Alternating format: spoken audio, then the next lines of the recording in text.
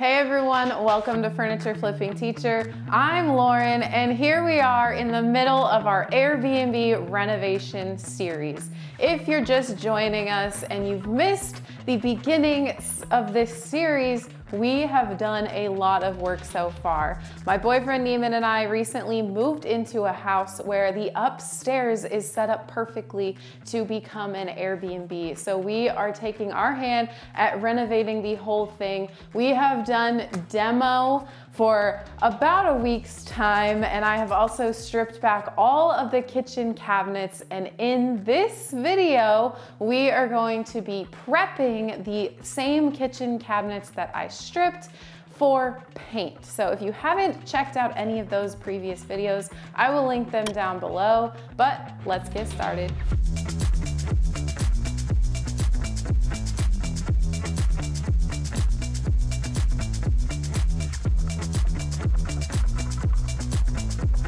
I am so excited to be at this stage with the kitchen cabinets because next up is paint. And speaking of paint, I am going to be utilizing Beyond Paint for these kitchen cabinets. You guys know I love Beyond Paint if you've been around a while. We're gonna be testing some colors to figure out what colors I want to paint these cabinets. So thanks to Beyond Paint for sponsoring this video.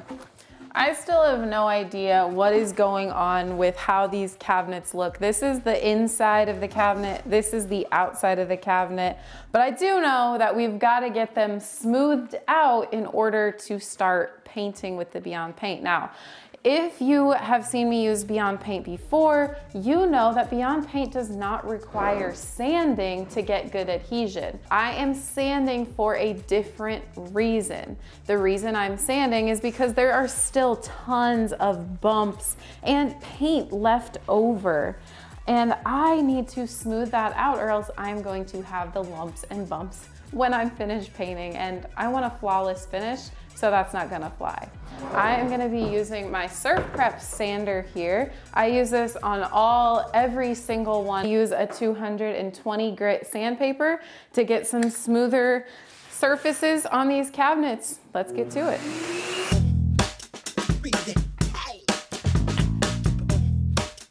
Well, the 220 grit is not cutting it, so I'm gonna switch down to 80 grit to see if I can get some more of this chunkiness off.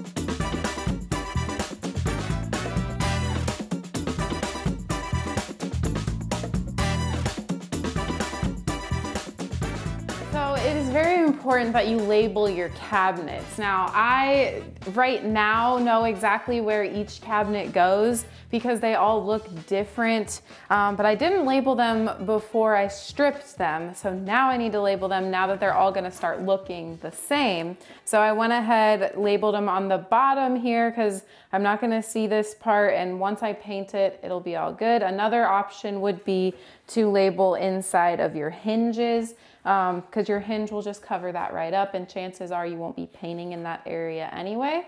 But this one just says far bottom left, and then it has the center pointing, just so that I know that this is the outside and this is the inside. So one done, let's move on to the next one.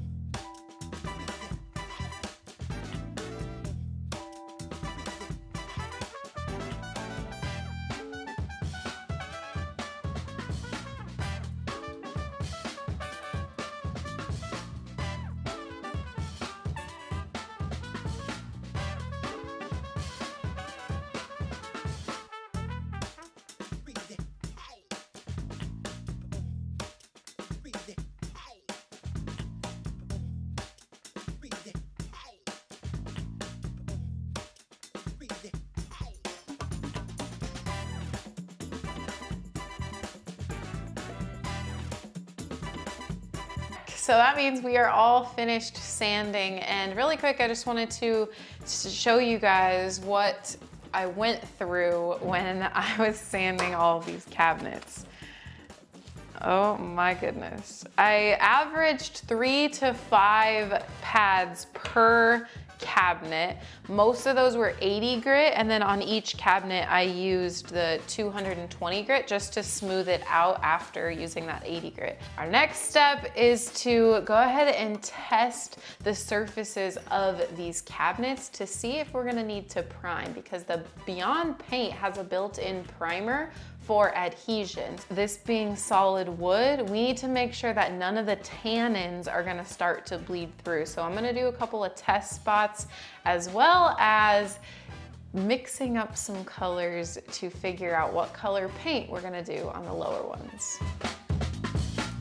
So here we've got the Beyond Paint in the color Bright White. This is a color that I haven't used before, and I'm excited to try out this white because all whites are just different from each other. So what I wanna do is test it out on one upper cabinet. Now, a lot of you guys have commented in the video that I was stripping the cabinets that you maybe think that we should leave the top cabinets open, leave the doors off. And you know, I'm not completely opposed to that, but I'm gonna need to see it all done in white without the doors on before I decide. So I'm still gonna go ahead and paint these because even if I decide to leave them off later down the road, I might decide to put them back on. So either way, they'll need to be white.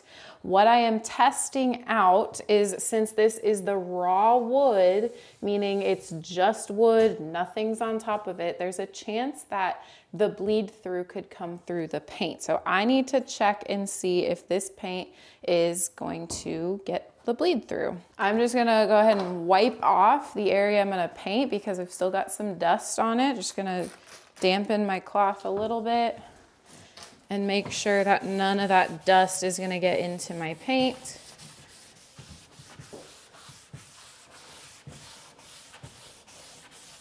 So now that I've got all that dust wiped back, I'm gonna go ahead and open my paint and check it out. A couple of reminders about Beyond Paint is that it's very thick paint and you apply it with a roller. Now for this test, I'm just gonna be applying it with the chip brush, which is another tool that you'll need if you're using Beyond Paint to just stipple inside of these. I'm going to make sure that I get all parts of the cabinet because it looks to me like it's made of different types of wood in different areas. So I want to make sure that no areas cause that bleed through.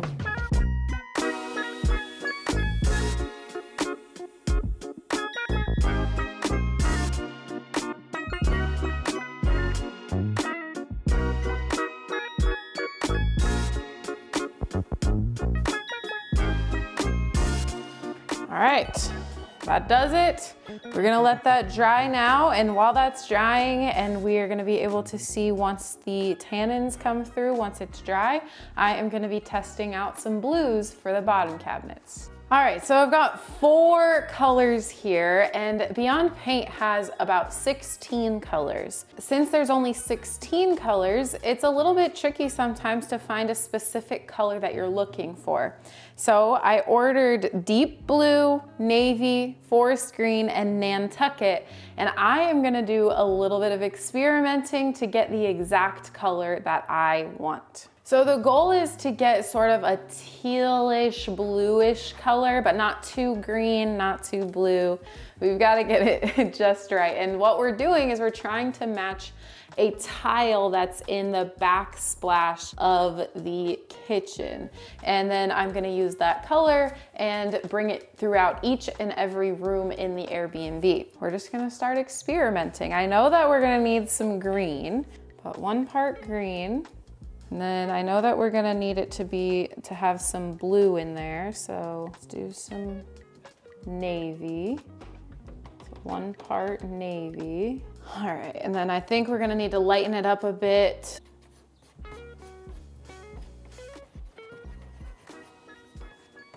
To blue, we're not getting enough green popping through, which makes sense because I pretty much used tons of blue. That's just, honestly, it just reminds me of more of a lighter, deep blue. So I'm gonna go ahead and put another part green in there. one more part green.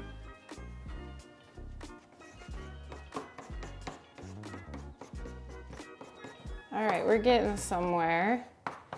Now, the thing is, it's going to dry a bit different than it looks wet. So I'm gonna go ahead and swatch this out right now because I do see that green color popping through now. It's not too blue anymore. So this was, I believe it was 3 parts forest green, 1 part of each of the other ones.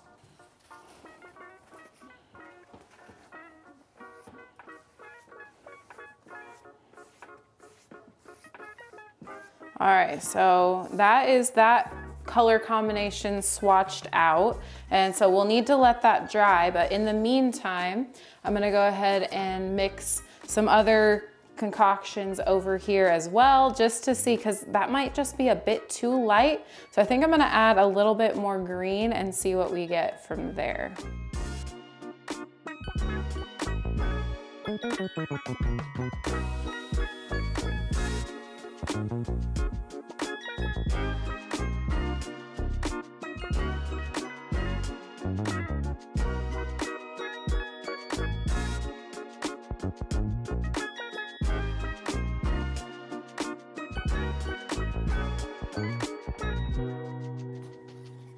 Okay, so that's 2 parts green, 1 part deep blue.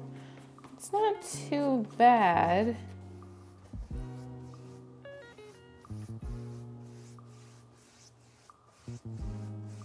So that one looks a bit darker, as you can see, but I think one of those should work. So let's go ahead and let that dry, and then we will come back and we'll test it against the tile in the kitchen.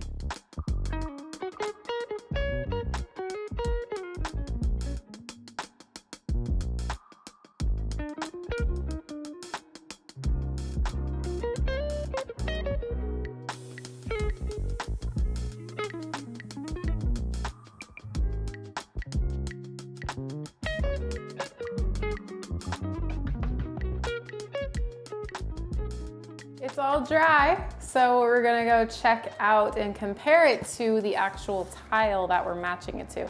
I realize it's gonna be hard to get an exact match, but I wanna get as close as possible. So here's the tile that we're trying to go ahead and match. This backsplash is staying here in the kitchen. Again, I wanted to try and keep as much character and original things as possible in this room especially. So we're gonna go ahead and compare it. So this is the 3 parts forest green and then 1 part of each other color. That's pretty darn close. And then this, what do you think, Meme? I'm gonna go with that one that's up next to it right now, but are you done? I think I'm done, yeah. I don't wanna waste too much paint when I'm mixing all these colors, and so. I think that works then. All right, I think that works too. So this color is going to be the color that I paint the lower cabinets. Let's go check and see if the upper cabinets are going to need to be primed since I'm painting them white. So I went ahead and did 2 coats of the white Beyond paint on both sides because the sides of the cabinets were each different colorations and who knows what in the world was done. So this is the front side, and this, to me, I see some bleed through, especially around the edges. I see some yellowing going on. I know it's gonna be really hard to pick up with the camera, but I can see it with my eye right in here especially. And then if I flip it over, I'm seeing some redness come through as well over here. So I just want to reiterate that Beyond Paint has its own adhesion primer, but since it doesn't have the tannin blocking primer, I am going to go ahead and prime using my Binge shellac base primer, which I use tons and tons on furniture flips, because that's gonna seal in any tannins that might pop through. Because it's an oil-based paint, it'll give me that great first layer to then go ahead and apply my water-based Beyond Paint. So let's prime.